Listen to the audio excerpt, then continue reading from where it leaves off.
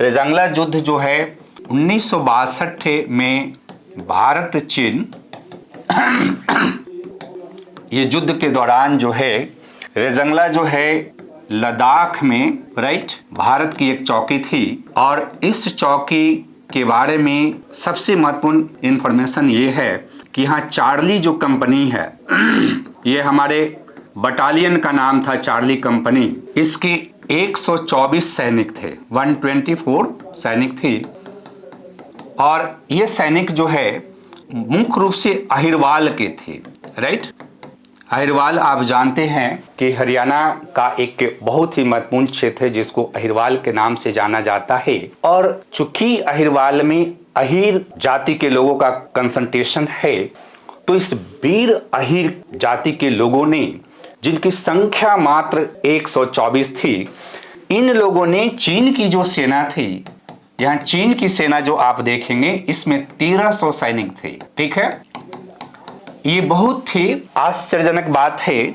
और भारतीय युद्ध के इतिहास में ये ऐसी बात है जहां पर अहिरवाल के सैनिकों ने अपनी वीरता का परिचय दिया है, जिन्होंने इतिहास की रचना की है। आज भी हम इनके इस सैन्य गाथा को सलूट करते हैं और याद करते हैं।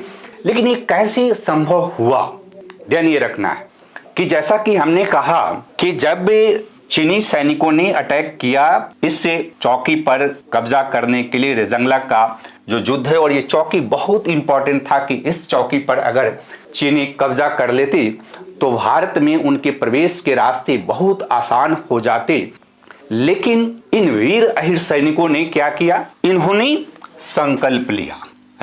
ये वीर जो अहिर सैनिक हैं, इनमें मेन रूप से यही लोग थे, इन्होंने संकल्प लिया।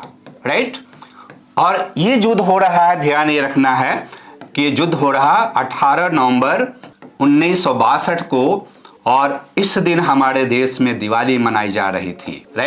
आपको जानकर आश्चर्य होगा कि इन 124 भारतीय सैनिकों में से 114 शहीद हो गए।